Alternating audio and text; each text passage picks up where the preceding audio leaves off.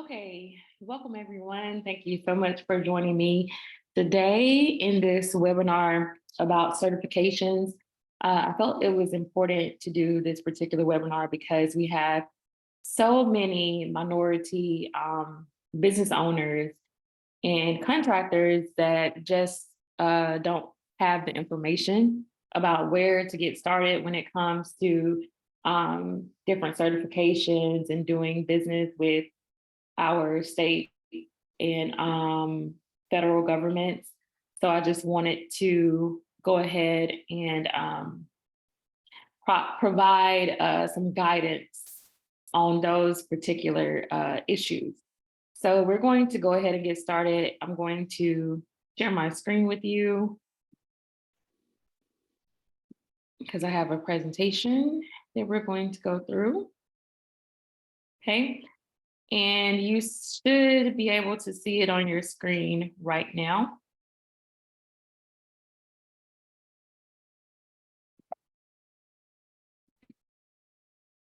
Okay, so let's talk about the Georgia Minority Supplier Development Council, which is gmsdc.org for short.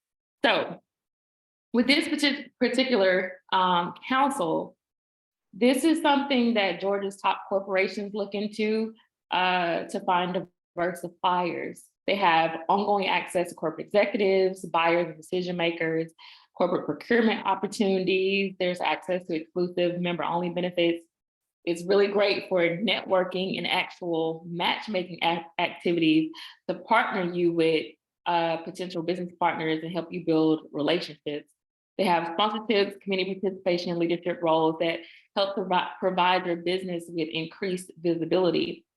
They also have academy trainings and programs that are only available to certified MBEs. And when you hear me use the word MBE, it refers to Minority Business Enterprise, okay? And this particular certification is nationally recognized through the NMSDC network, which is the national network for the Minority Supplier Development Council. And it also helps with facilitating opportunities outside of the state of Georgia as well. So let's go into what the actual criteria is. So in order to become a part of the Minority Supplier Development Council, the business has to have majority ownership, 51%, by one or more qualifying ethnic minorities. This means that the day-to-day operations and control of the business has to be by the ethnic minority owners. They must be US citizens, and the ethnic minority owner has to hold the highest executive position in the company. The company also has to be a for-profit business. Now let's talk about required documentation when it comes to the GMSDC. So it will vary based on the business types, but this right here specifically is a sample for corporations, okay?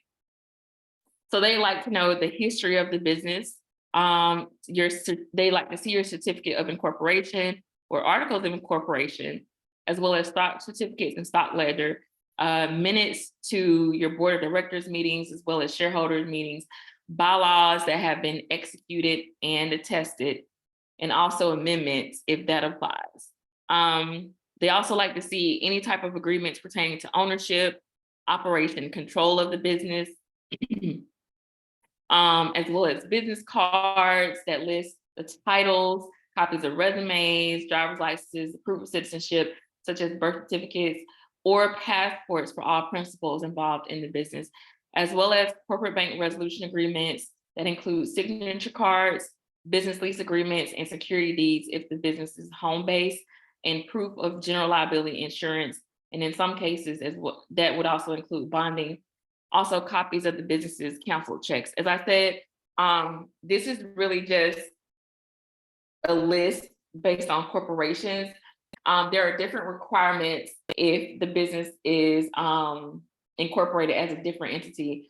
such as a sole proprietorship or an LLC. So those requirements would be a little bit different. And that is why I included the website in the initial slide, which I'll go back to, where you'll be able to get additional information. So let me go back to that. And that website here, if you see it, is gmsdc.org. Okay. And you'll be able to actually get more information there that will give the specifics on other business entities, as well as more information. So let's talk about exactly what it takes as far as the certification. So the application is $600. And the approval will take at least 45 to 90 business days to complete. And the application process involves completing the application, submitting all the requested documentation, having the application reviewed. There will be a field audit. During COVID, they were doing these over the phone, but I think they are actually resuming the visits where they actually come out to your business. They send it on to the certification committee and have the board review it. Then you will have your notification of decision. If approved, there's also an orientation and an industry engagement event. So these are the different steps that it takes to help get certification through the GMSDC.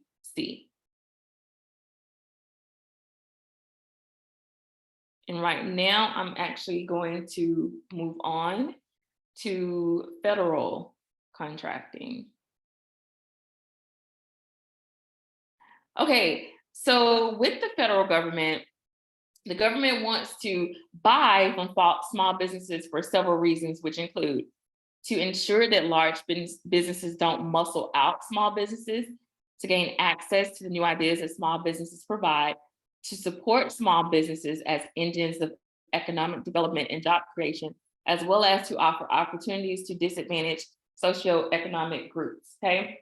So if you did not know, then you should know that the US government is the largest customer in the world, okay, when it comes to purchasing. And they actually have set aside for small businesses that they want to do business with. They work with the SBA to award 23% of their contracts to small businesses. So it's really a huge deal being able to secure these particular contracts. So there are two broad categories of contractors for the federal government. You have prime contractors who bid on and win contracts directly from government agencies. And then you have subcontractors who join prime contractor teams to provide a specific capability or product, let's say that the prime contractor does not have. So they would reach out and have these subcontractors join that particular team in order to provide that equipment, that product, or that service.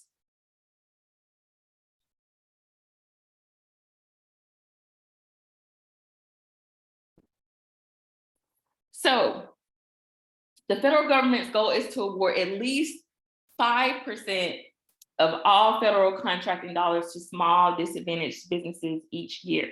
And those categories fall under women-owned small businesses, minority-owned businesses, service-disabled, veteran-owned small businesses, and HUBZone program participants. And what I mean by HUBZone is historically underutilized business zones. So they're looking to be able to do business, at least 5% of those contracts with these disadvantaged businesses.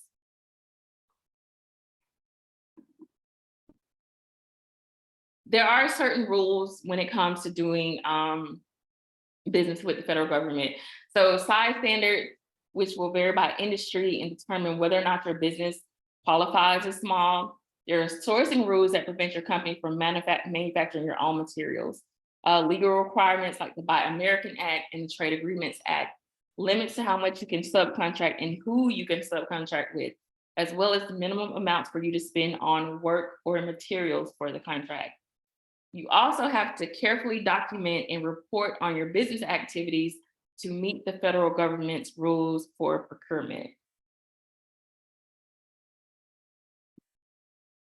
Okay, so in order for you to get started, it's normally through SBA.gov. You would have to register with SAM as well as receive a DUNS number. And I am going to go a little bit more into that as I go through the SBA program. Okay, so SBA 88, okay, is for disadvantaged businesses. In this program, you can compete for set aside and sole source contracts in the program, get a business opportunity specialist to help navigate federal contracting, form joint ventures with established businesses through the SBA's Mentor Protege program, receive management and technical assistance, which includes business training, counseling, marketing assistance, and executive development. And you can also compete for contract awards under multiple socioeconomic programs as they apply. So the certification criteria is you must be a small business, not have previously participated in the 8A program, be at least 51% owned and controlled by US citizens who are socially and economically disadvantaged, have a personal net worth of $750,000 or less, an adjusted gross income of $350,000 or less, and $6 million or less in assets. You also have to demonstrate good character and the potential to perform on contracts. So they won't just award these contracts to anyone. You actually have to show that you have the capability to complete these particular contracts, whether it's with your product, your service, or your equipment. They will make sure of that. And the required documentation for the specific required documentation for participating in the SBA 88 program, you can actually find on the website at sba.gov. Now, going back to when I referred to registering in SAM, that is the system for award management that the government uses. And also obtaining a DUNS number. DUNS is the Dun and Bradstreet Data Universal Numbering system, and it's 9 digits, which establishes this business credit profile, and it's the global business identification system that is used. Okay, once you get registered in SAM, your certification is valid for 9 years. And it takes about 90 days in order to process applications, but it's very important for you to have this if you are considering doing business with the federal government and hoping to secure contracts through the federal government.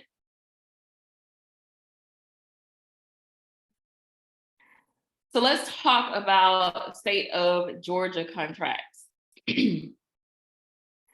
Okay, so the State Purchasing Division establishes statewide contracts for the benefit of both state and local government entities throughout Georgia, okay? It establishes competitive statewide contracts for a variety of products, services, and equipment.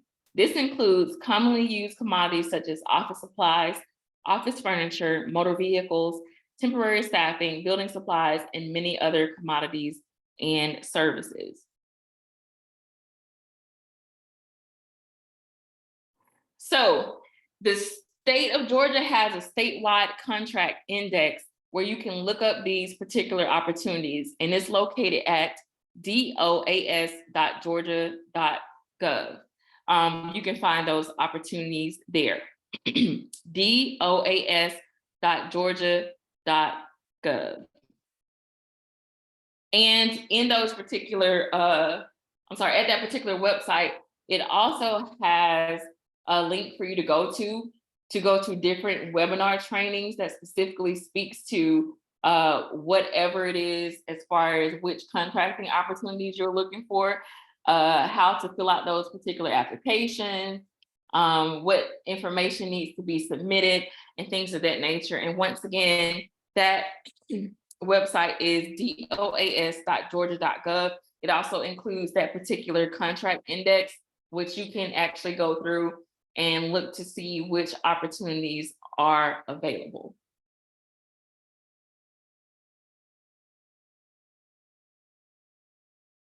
Okay, so let's talk about DBE, Disadvantaged Business Entities doing business with the Georgia Department of Transportation. So getting certified through them is a way for your business to participate in GDOT's DBE program. The certification gives groups that have been historically underrepresented in the construction contracting industry a chance to work on Georgia DOT federally funded highway projects that have goals for minority or women participation. So you can find more information at dot.ga.gov. The certification criteria is that a small business has to be owned and controlled by socially and economically disadvantaged individuals and receive DBE certification from the relevant state, okay? And that's generally through the state's Uniform Certification Program, or UCP. To be regarded as economically disadvantaged is a little bit similar to what we talked about with the SBA 8A program. An individual's net worth must not exceed $750,000 as far as Georgia, and $1.32 million as far as federal. To be seen as a small business, a firm must meet the SBA size criteria and have average annual gross receipts not to exceed 23.98 million federal, okay? Size limits for the airport concessions disadvantaged business enterprises programs are higher. So there's a different limit for any type of Atlanta Hartsfield Airport concessions as far as doing business with them.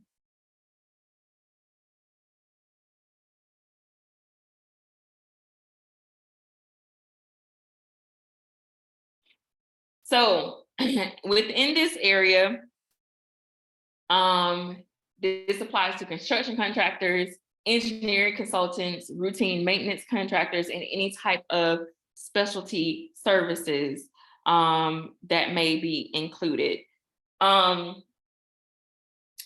There are different contracts for federal highway as well as federal transit. To get certified as a DBE through GDOT, they will also verify that you have the capability to complete these contracts, that you have the equipment needed. It's no cost to get certified through GDOT, and the process takes about 120 days to process the application. I would definitely advise you to get certified. For this reason, we do have a local project here in Spalding County where we are building a new airport. And with that airport, there is $16 million that's set aside for disadvantaged business enterprises. So it would be very lucrative for any economically disadvantaged businesses here in the county to be able to take advantage of these contracts for $16 million with the airport. So especially because this particular service is free, it does not hurt to go ahead and get certified as a DBE through GDOT, as well as going ahead and going through the SBA 8 program and the Georgia Minority Supplier Development Council program in order to be able to take advantages of these different opportunities. As far as city government, county government, if you go to their respective websites, you will normally be able to find contracting opportunities there for work. They are posted regularly on a regular basis. They update them every time they have a particular project that needs to be done. So it would be very advantageous for you to peruse their websites on a local base, on a regular basis as well. So of course, the City of Griffin is cityofgriffin.gov. jordamanoritysupplier.com. And once you go to their website, you can click on the link to navigate to, excuse me, click on the link to navigate to services. And under services, there's applications and resources. You can find different information there. And actually contact them in order to be able to get more information about how to secure contracts from them as well. Same thing with Spalding County. It's spaldingcounty.com. You can navigate to their website and be able to find the different opportunities that they have there as well for contracting. So this just gives you a basic overview of different opportunities available for disadvantaged business enterprises. And once again, you can go to gmsdc.com. I'm sorry, I'm pretty sure I screwed that up. So let me go back to the actual page, sorry. gmsdc.org for the Georgia Minority Supplier Development Council. SBA.gov for the Small Business Administration. And also to make sure I'm going here correctly. There's SAM.gov, the Systems Administration Management, in order for you to get registered. I'm sorry, System for Award Management, in order for you to get registered there. And let me find the right one for here.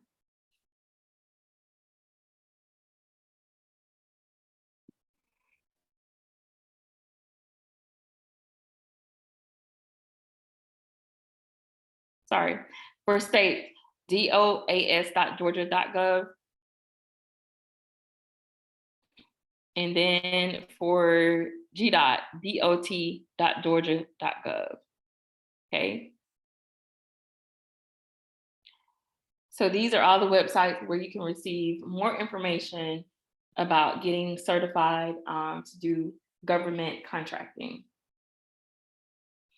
Once again, I want to thank everyone for joining me today, and I wanted to pause to see if anyone had any questions they needed to ask.